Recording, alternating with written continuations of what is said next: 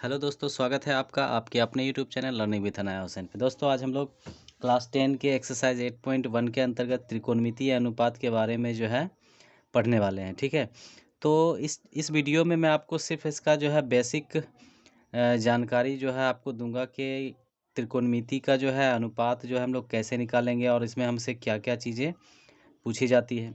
Basically त्रिकोणमिति में जो है समकोण त्रिभुज के अकॉर्डिंग बात की जाती है। ठीक है, तो समकोण त्रिभुज जो है क्या होता है, तो जिसका एक कोण 90 डिग्री का हो। ठीक है, और 90 डिग्री के सामने का भुजा क्या होता है समकोण में, कर्ण कहलाता है। तो इसमें जो है यदि हमसे दो भुजा दिया हो, तीसरी भुजा निकालना है कैसे, और उन तीनों भुजा को निकालने के बाद हमसे यदि किसी एंगल की बात करें तो हम लोग उसका अनुपात कैसे निकालेंगे। ठीक है, त्रिकोणमिति का बेसिकली अर्थ ही यही है कि साइड से तीन साइड से बने हुए किसी भी चीज़ का क्या है, मेजरमेंट करना या उसका क्या करना है दोस्तों, मापन करना। तो त्रिकोणमिति में जो है हम लोग जानेंगे कि समकोण त्रिभुज के अंतर्गत जो हमसे बात की जाती है, जैसे मैं आपको दिखा रहा हूँ यहाँ पे कि सबसे पहले मैंने फिगर बना कर रखा है 1 2 3 और 4, और 4 का 4 ये ट्राइंगल है। तो इसमें क्या होता है, ये समकोण है, जो भी लंब होगा क्या होगा, उस कोण पर जो है बना हुआ क्या हमारा एक 90 डिग्री का एंगल है। तो इसके सामने का जो भुजा होगा, सम्मुख भुजा क्या होगा, इसको जैसे मान लेते हैं, मैं इसका नाम दे दूँ ए बी और सी। ठीक है, तो ए बी सी मैंने इसका नाम दे दिया। अब यदि इसमें कहा जाए तो 90 डिग्री के सामने की भुजा जो होता है सम्मुख भुजा अर्थात ए सी, तो बी के सामने की जो है सम्मुख भुजा क्या है, इसको हम लोग सम्मुख भुजा कहेंगे ए सी। ये क्या होगा, इसको हम लोग बोलेंगे कर्ण। ठीक है, क्या बोलेंगे इसको, कर्ण। अब यहाँ कर्ण है और ये वाला क्या होगा हमारा, इसको हम लोग बोलेंगे लंब। ठीक है, ये हमारा लंब हो जाएगा। अब इसे बोलेंगे हम लोग क्या, आधार। ये हो गया हमारा आधार। ये समकोण त्रिभुज की बात हो गई।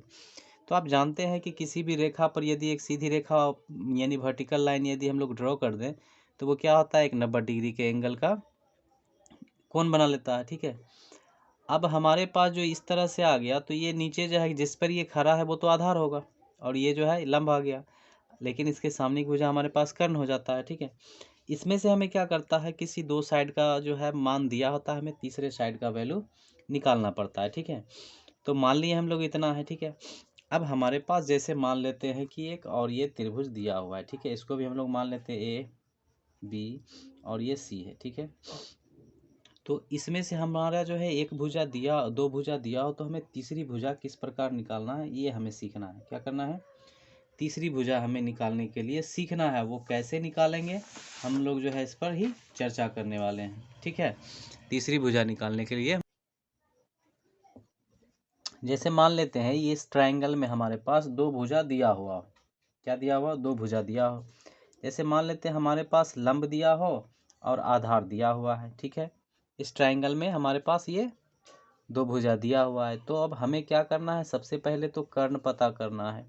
इस ट्रायंगल का 3 साइड है, उसमें से हमारे पास 2 साइड दिया हुआ है, ये आधार 4 लंब 3 और ये कर्ण क्या होगा। तो कर्ण को निकालने के लिए हम लोग क्या करते हैं, कर्ण कर्ण को निकालने के लिए अर्थात इसको क्या बोलते हैं, हाइपोटेनस।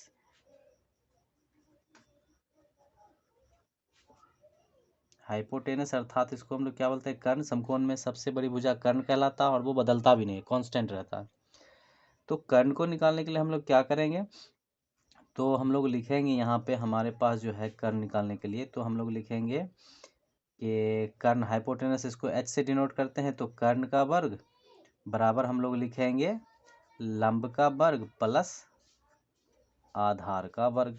ठीक है, अब यदि एच का वर्ग यदि आप हटा दो उसके ऊपर से, ठीक है, यदि वर्ग उसका हटाओ तो क्या होगा कि आपका जो है एच इक्वल हो जाएगा किसके, पी का वर्ग प्लस बी का वर्ग, और इसके ऊपर रूट आ जाएगा, क्योंकि हमने अब यहाँ जो एच का वर्ग था इसको वर्ग हटा दिया इसका, तो इसका वर्ग हटाया तो इस पर रूट आ गया।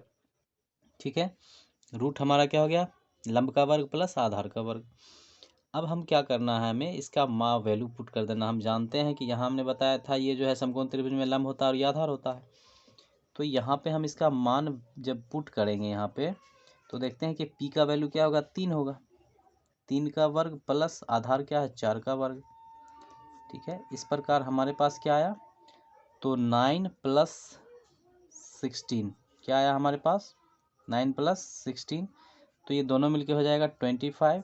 और आप जानते हैं कि 25 का वर्गमूल क्या निकलता है, 25 का वर्गमूल निकलता है 5।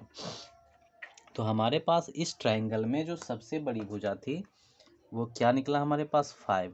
क्या आया हमारे पास, हमने कर्ण का पता कर लिया है। अब हमारे से अब हमसे क्या करेगा कि इसका रेशियो पूछेगा, बताओ साइन सी का मान क्या होगा, कॉस आर का मान, कॉस बी कॉस ए का मान क्या होगा, टेन सी का मान क्या होगा, कॉट ए का मान क्या होगा।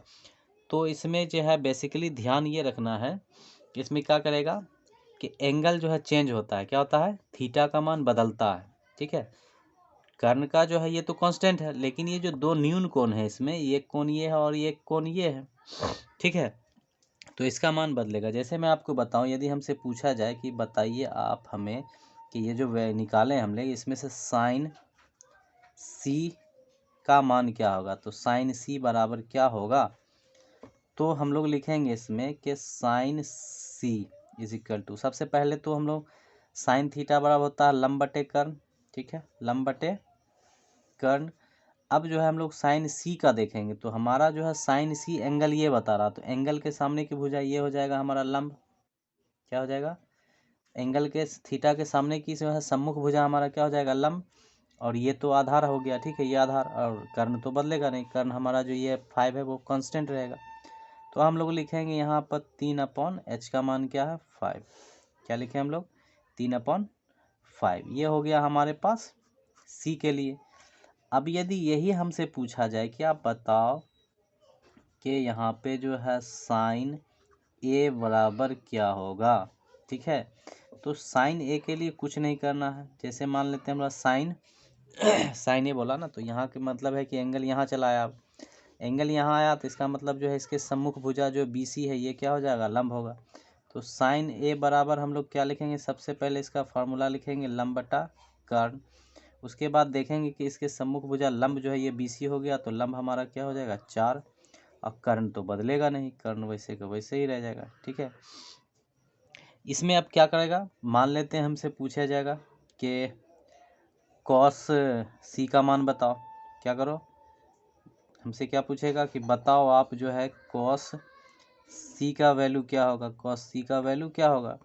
तो हम लोग सबसे पहले लिखेंगे cos C is equal to cos theta होता है हमारा आधार बटे कर्ण, क्या होता है आधार बटे कर्ण। अब हमारा आधार जो है क्या होगा, आधार जो है सी के लिए, तो सी के लिए जो है सी के लिए तो लंब ये हो गया, ठीक ना, लंब ये हो गया, लेकिन सी का आधार क्या हुआ, ये ना हुआ। तो बी किसको डिनोट करता है, आधार को, तो हम लोग आधार क्या लिखेंगे 4, और कर्ण तो बदलता नहीं 5, कर्ण वही लिखेंगे, ठीक है। तो इस प्रकार हमसे पूछा जाएगा, ठीक है।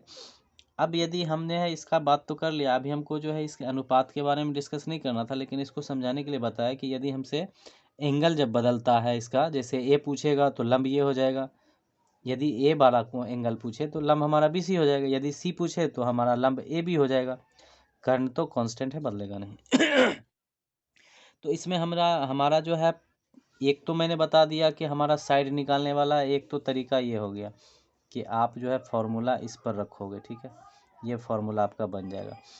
अब यदि मान लो कि आपको जो है कर्ण ही क्या है दिया हुआ है और हमसे लंब पूछ रहा है, क्या पूछ रहा है, लंब पूछ रहा है जैसे मान लो इस त्रिभुज में मैं आपको बताऊं कि इस त्रिभुज में आपका यहाँ पे मान लो कि ये कर्ण दिया हुआ है, ठीक है, मान लो कि ये आपका कर्ण भी दिया हुआ है और ये आधार भी 4 दिया हुआ है, इसको भी मान लो आप ए बी सी है, ठीक है, ये दिया हुआ है। अब आपके पास तो लंब ही नहीं है, तो लंब आप कैसे निकालोगे, तो यानी कि P is equal P square आप लिखोगे P का वर्ग, आप फिर लिखोगे H square minus B square, ठीक है, इस प्रकार आप लिखोगे, आपका जो है यहाँ पर जो है इस प्रकार आप इसको लिखोगे। अब यदि इसका वर्ग हटाओगे तो आप क्या करोगे, P is equal to root के अंदर आप लिख लेना, क्या लिखोगे इसका h का वर्ग माइनस b का वर्ग, ठीक है, h का वर्ग माइनस b का वर्ग।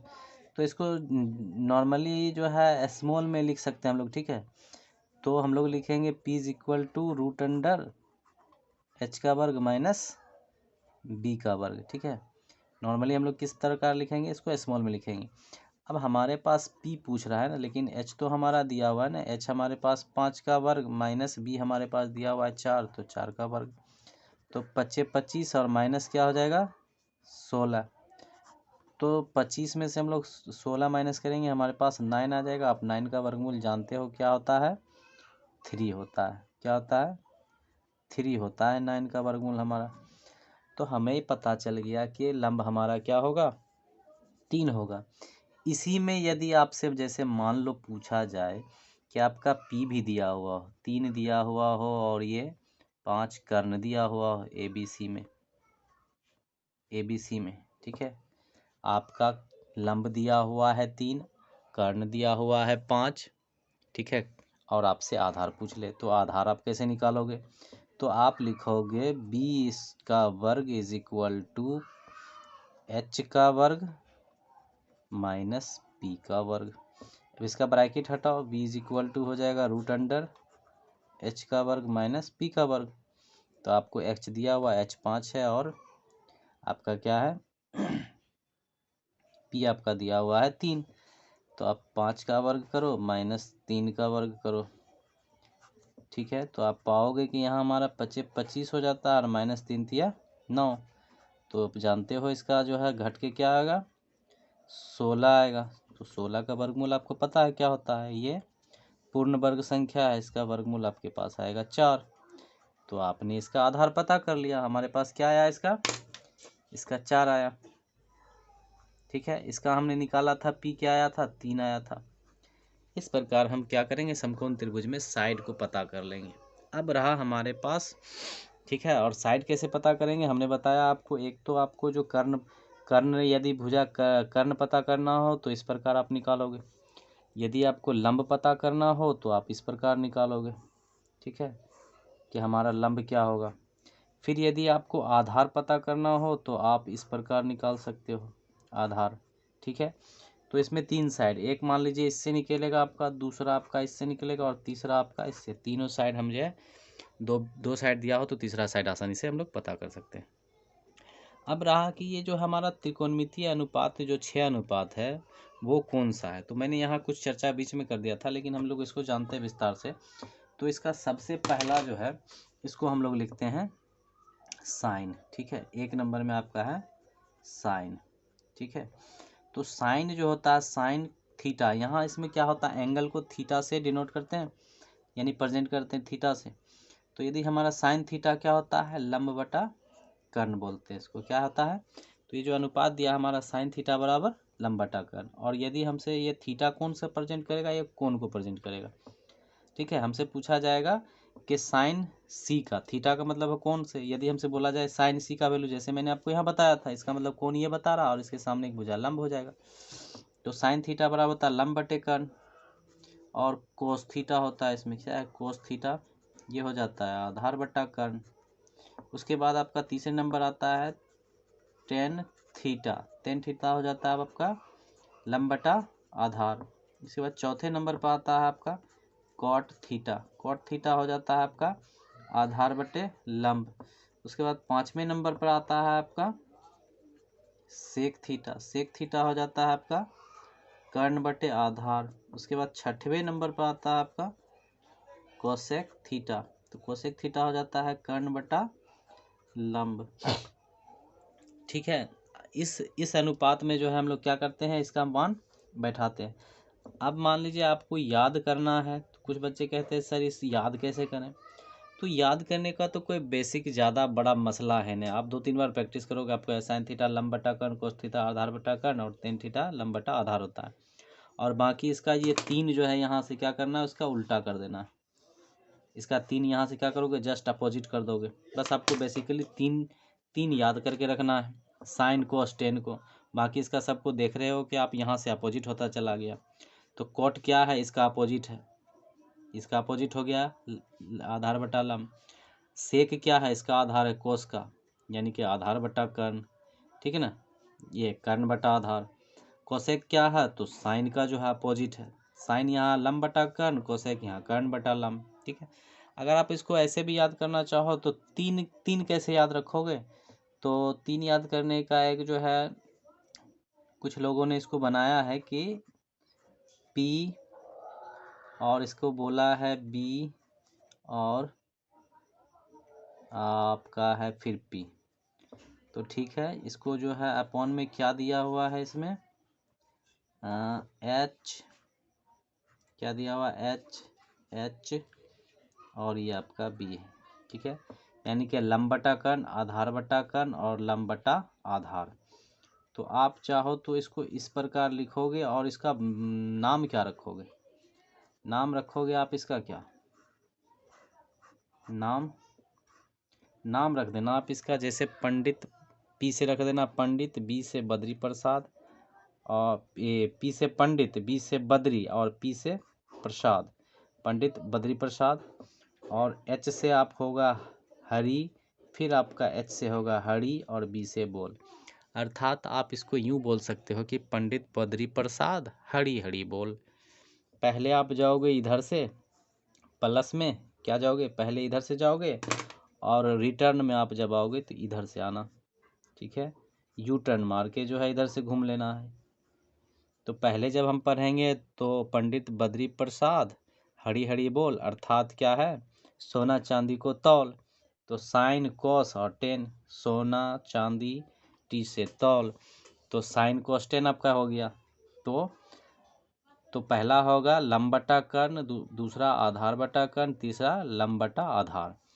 और चौथा जब जाएंगे तो जस्ट क्या करेंगे, इसका अपोजिट करते चलेंगे, आधार बटा लंब, कर्ण बटा आधार, कर्ण बटा लंब। ठीक है, इस प्रकार हम लोग छयों को याद कर सकते हैं।